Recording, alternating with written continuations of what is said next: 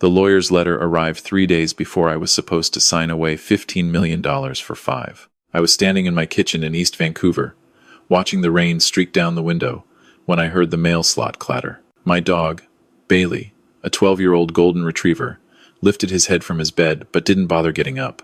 At his age, he'd learned to save his energy for things that mattered. I wasn't expecting anything important. The funeral had been 2 weeks ago. I hadn't attended. My father, Robert Warren, had been dead to me long before his heart actually stopped beating on November 28, 2024. 10 years of silence does that to a relationship. 10 years since the last words we spoke to each other. 10 years since I walked out of his Shaughnessy mansion and decided that my pride was worth more than his money. The envelope was cream-colored, expensive paper. The return address, Reed Morrison and Associates, barristers and solicitors, with an address in downtown Vancouver I didn't recognize.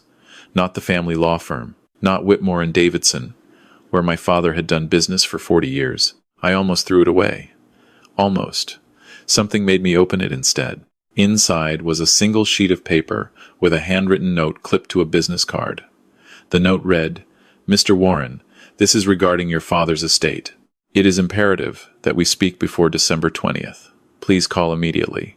This is time sensitive. Patricia Morrison, December 20th. That was the day I was supposed to sign the documents my brother and sister had sent over. The day I was supposed to take $5 million and disappear from the Warren family forever. I looked at the business card, then at my phone. It was December 17th, 3 days. My hands were shaking as I dialed the number. I told myself it was just the cold. My apartment was always cold in December, even with the heat on. But I knew better.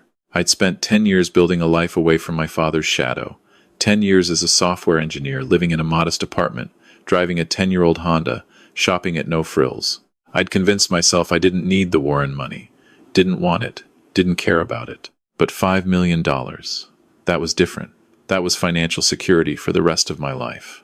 That was never worrying about money again. And all I had to do was sign a piece of paper.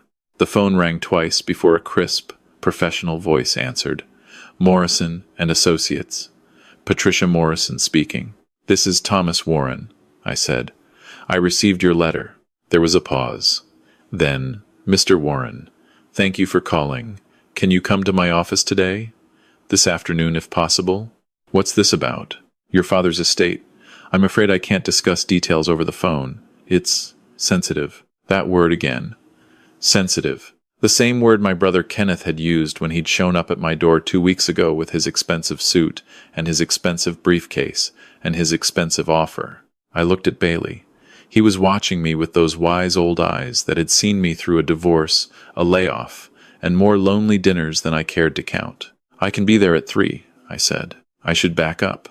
I should tell you how I got here, to this moment, to this choice. It started 4 weeks ago, the day my father died. I found out from a text message, not from Kenneth or Maggie, from my ex-wife, Linda, of all people.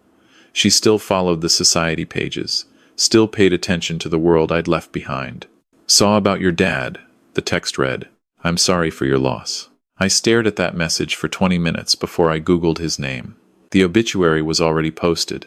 Robert James Warren, 85, prominent Vancouver businessman, philanthropist, collector of rare books, survived by 3 children and 5 grandchildren.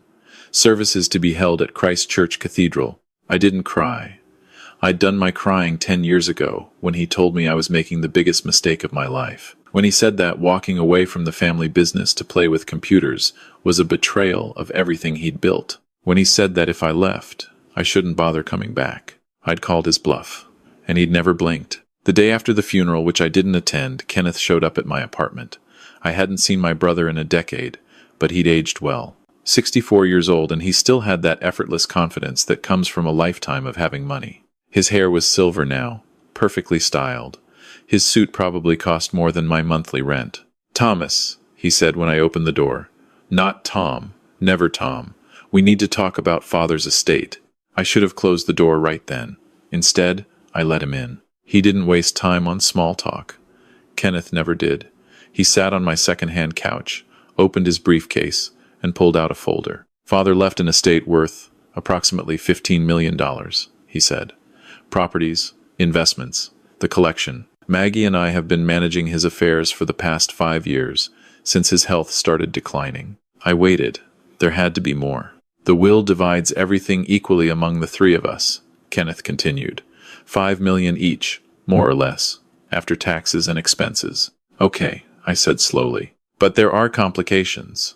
He pulled out a document.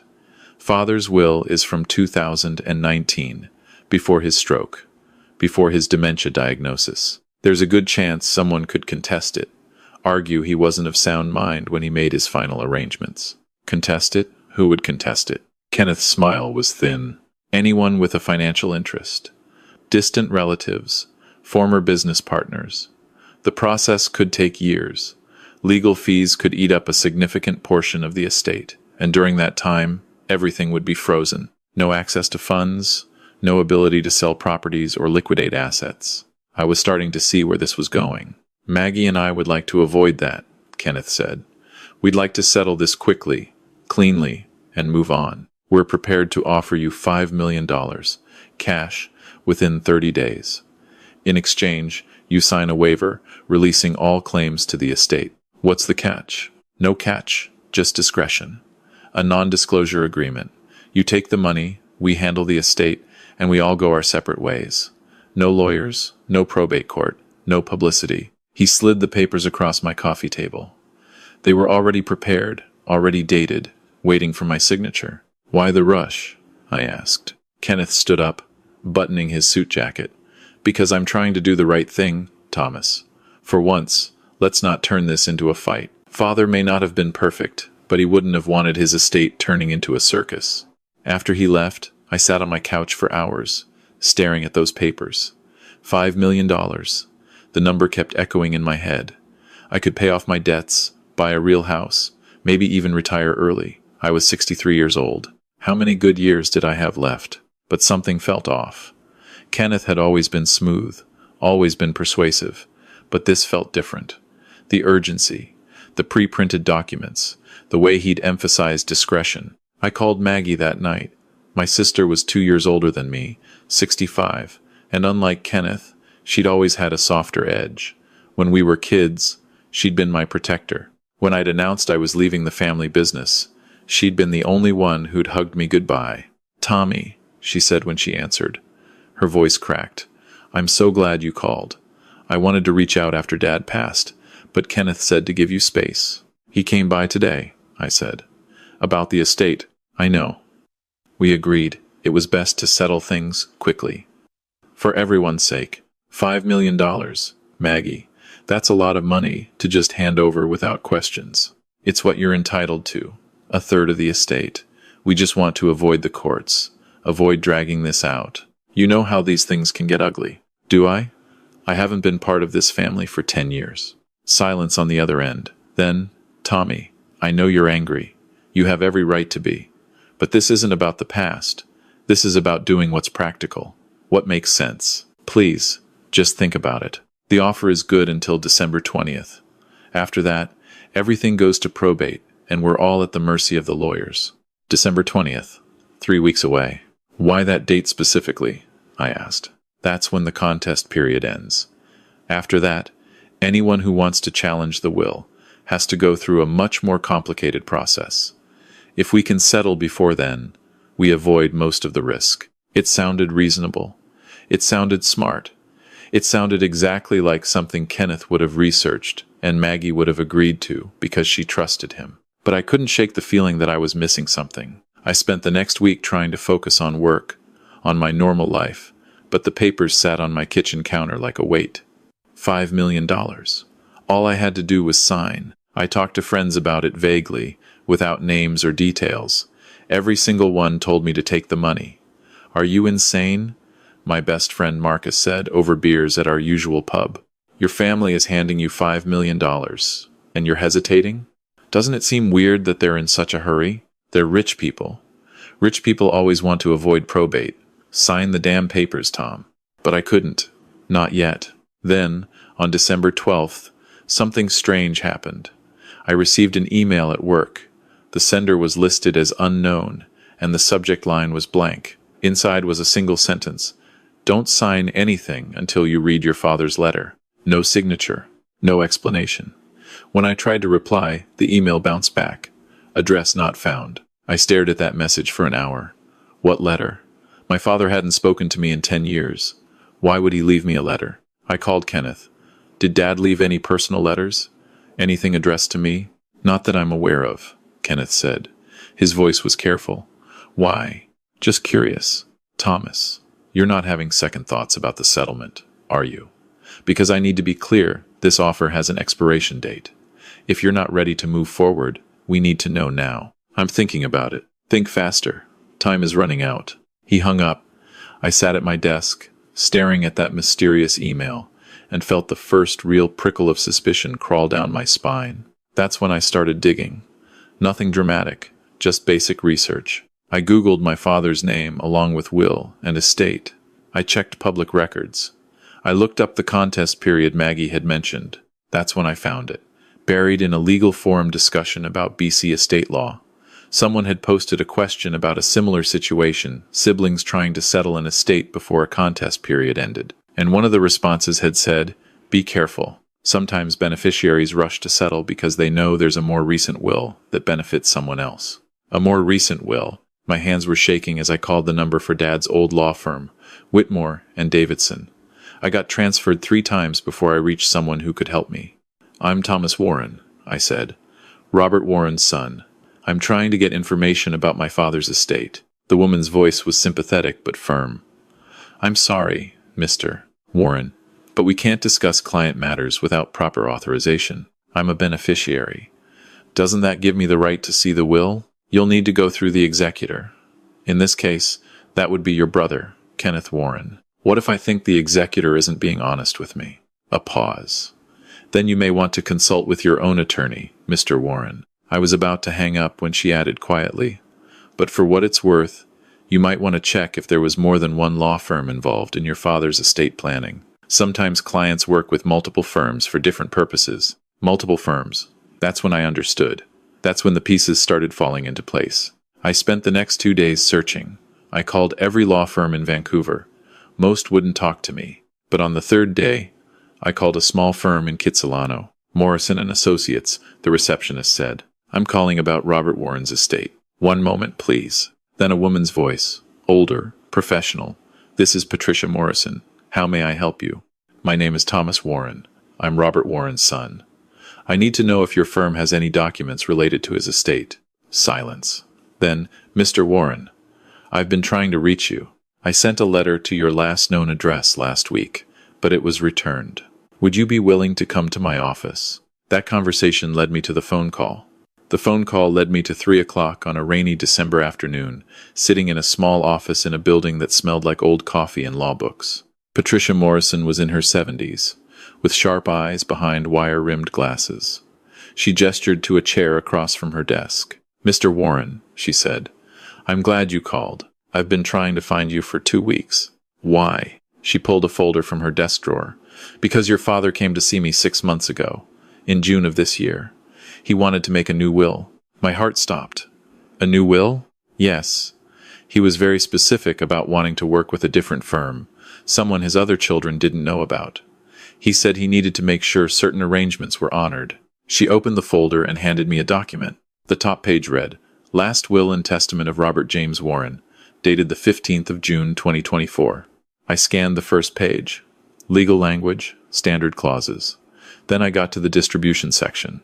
"To my son Thomas," I read aloud, "I leave the entirety of my estate, including all properties, investments, and personal effects, with the following stipulations." I looked up at Patricia Morrison. "This leaves everything to me?"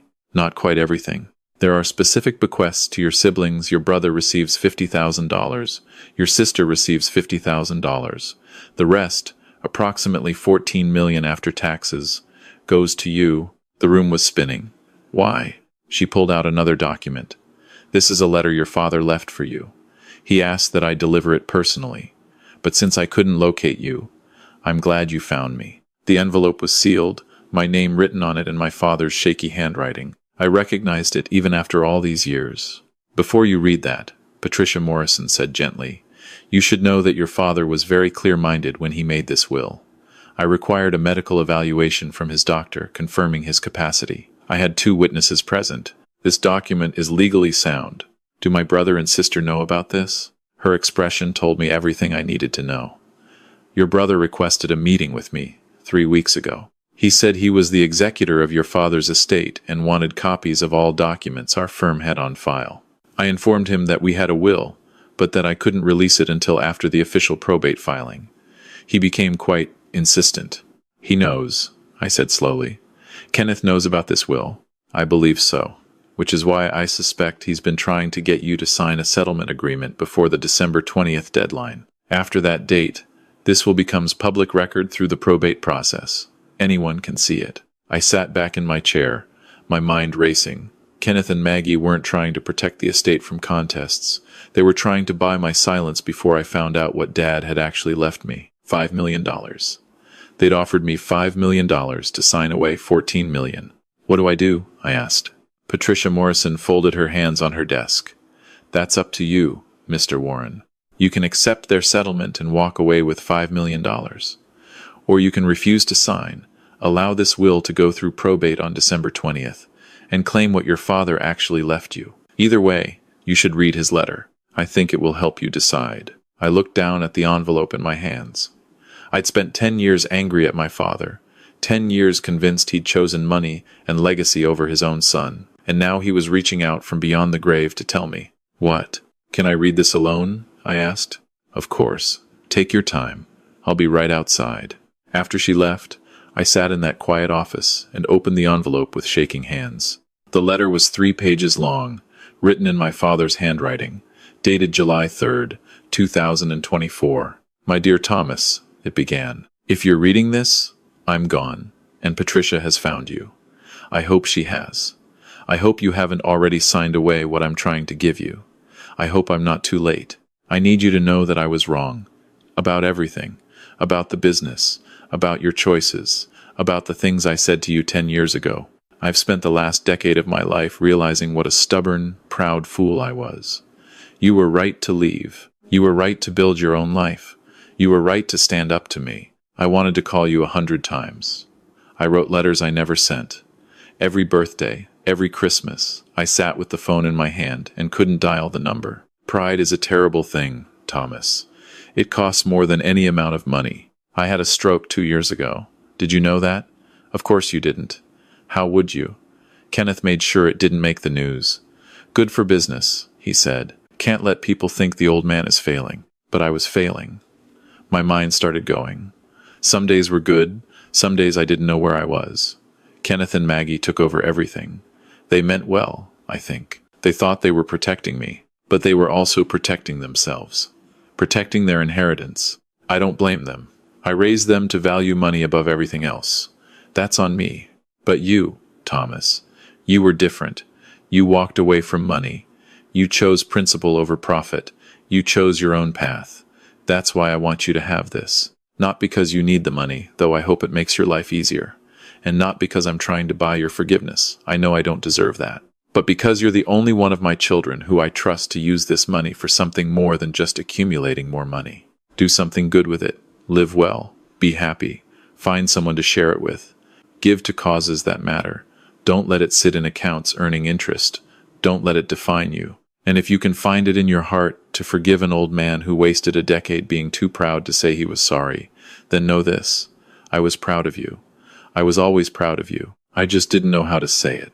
I love you, son. I always did. Dad, I don't know how long I sat there crying. Patricia Morrison must have heard me through the door, but she gave me privacy. By the time I'd composed myself enough to walk out of her office, it was almost dark. Take the will with you, she said. Read it carefully. Make your decision. But know that whatever you choose, your father wanted you to have choices. I drove home in a daze. December 20th was 3 days away.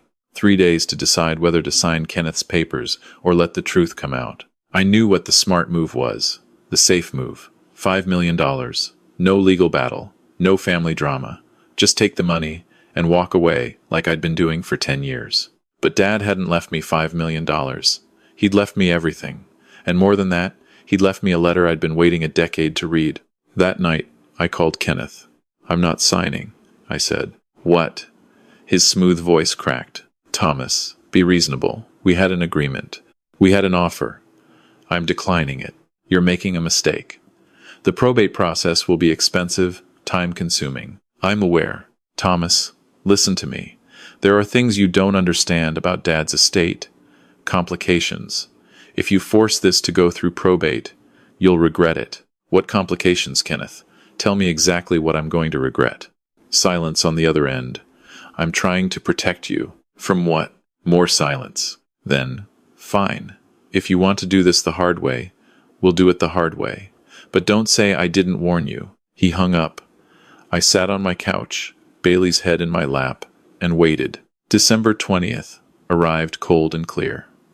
I woke up early, fed Bailey, and put on the one good suit I owned, the one I'd bought for Linda's brother's wedding 5 years ago. At 9 a.m., my phone rang. "Kenneth." "Don't hang up," he said. "Please. Can we meet, just you and me, before any of this goes to court?" "Where?" "The house. Dad's house. Maggie's here too. We need to talk." I almost said no. Almost. But something in his voice made me agree. The Shaughnessy mansion looked exactly the same as it had 10 years ago. Same stone facade, same manicured lawn, same sense of old money and older traditions. I parked my Honda next to Kenneth's Tesla and Maggie's Mercedes and felt like the poor relation I'd become. Maggie opened the door. She looked like she'd been crying. "Tommy," she said. "Thank you for coming." Kenneth was in Dad's study, sitting behind Dad's desk like he owned it, which, legally, he didn't. Not anymore. "Let's cut to the chase," Kenneth said. "You found the new will." "I did. And I assume Patricia Morrison told you about the distribution." "She did." Kenneth leaned back in the chair. "Here's what you don't know. Dad made that will when he was heavily medicated. 6 months ago, he was on painkillers, anti-anxiety medications, sleeping pills. His judgment was impaired. His doctor certified his capacity. Doctors can be influenced, especially doctors who've been on the family payroll for 30 years. I looked at Maggie. She was staring at her hands. "You're going to contest the will," I said. "We'll do what we have to do to protect Dad's legacy," Kenneth said. "And ourselves. That will is a product of manipulation and undue influence." "Whose manipulation?" "I haven't spoken to Dad in 10 years. Patricia Morrison's. She convinced a sick old man to leave his money to the son who abandoned him." The words hit like a physical blow. I stood up. "I'm done with this conversation." "Wait." Maggie's voice was soft. "Please, Tommy. Sit down. Kenneth, stop." Kenneth started to protest, but Maggie cut him off with a look that reminded me of our mother, dead now for 15 years, but still present in moments like this. "Tommy," Maggie said, "the truth is that Kenneth knew about the new will 3 weeks ago. He's been trying to get you to sign the settlement before you found out. I didn't know. I swear I didn't know until yesterday." Kenneth's face flushed. "Maggie." "No." She turned to him. "I'm done lying. I'm done with whatever game you've been playing. Dad left his money to Tommy. That was his choice. We don't have to like it, but we don't get to change it. You're seriously going to just give up $14 million? "It's not mine to give up," Maggie said quietly. "It never was." She turned back to me. "I'm sorry, Tommy. I'm sorry I didn't question Kenneth when he showed up with those papers. I'm sorry I didn't reach out after Dad died. I'm sorry for a lot of things. I didn't know what to say. 10 years of silence, 10 years of built-up resentment. And here was my sister apologizing for something that wasn't really her fault." "Did you read his letter?" I asked. Kenneth did. He wouldn't show it to me. I pulled the letter from my pocket and handed it to her. She read it slowly, tears streaming down her face. When she finished, she handed it to Kenneth. "Read it," she said. He did. His expression never changed, but his hands shook slightly as he put the letter down on the desk. "He blamed us," Kenneth said finally, "for keeping him from you, for controlling his life, for caring more about money than family. He blamed himself," I corrected, "for raising you that way." Kenneth stood up and walked to the window. "I've spent 40 years running Dad's business, building it, growing it, making this family name mean something, and he leaves it all to you. He left you $50,000. That's an insult. That's what he thought you deserved." The words hung in the air like poison. Maggie flinched. Kenneth turned around. his face hard. "You know what?" he said. "Take it. Take all of it. Contest every penny if you want. I'll make sure the legal battle drains most of it before you ever see a dime." Kenneth Maggie started. "No, I'm done. I've spent 2 weeks trying to settle this quietly, trying to avoid exactly this kind of family destruction. But if Thomas wants to burn it all down, fine. Let's burn it down together." He walked out. The front door slammed hard enough to rattle the windows. Maggie and I sat in silence for a long moment. "He'll calm down," she said finally. "Eventually. Will he? I don't know. Maybe not." She stood up, smoothed her skirt. "For what it's worth, I'm not going to fight you. If you want to go through probate, file the will, take what Dad left you. I won't contest it. You have my word." "Why?" "Because I read that letter. And because I remember who you were before everything fell apart. You were the only one of us who had the courage to walk away from all this." She gestured around the study, at the books and the art and the expensive furniture. Maybe Dad knew what he was doing after all. After she left, I sat alone in my father's study for a long time. I thought about 10 years of silence. I thought about pride and stubbornness and the cost of being right. I thought about 5 million versus 14 million.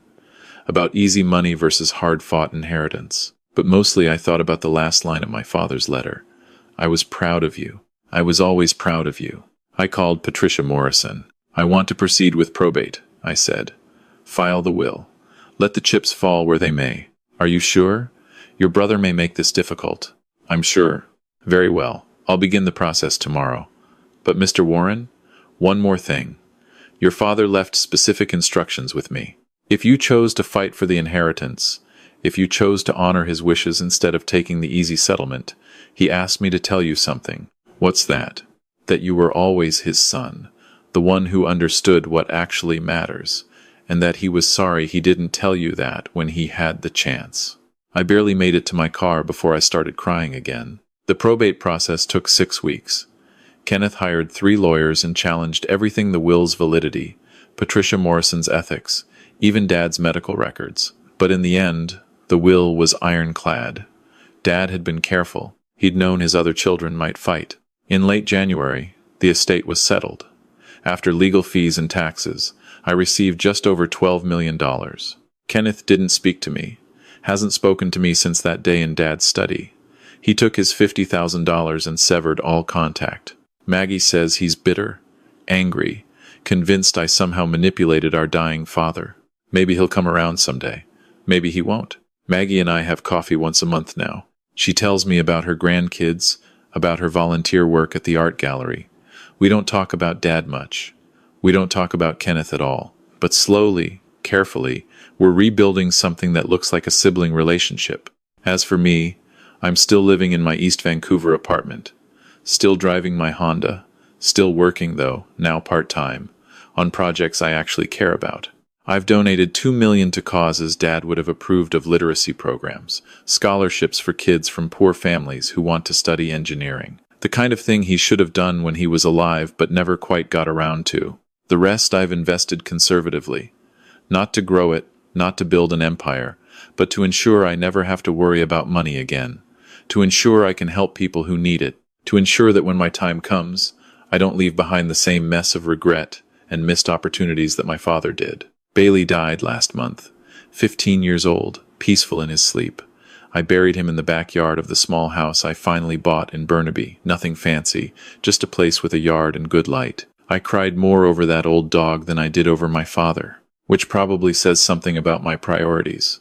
But Bailey never asked me to choose between love and money. He loved me when I was broke, and he'd have loved me just the same with 12 million in the bank. Here's what I learned from all this, and why I'm sharing this story with you. Money doesn't buy time. My father had plenty of money, but he wasted 10 years being too proud to pick up the phone.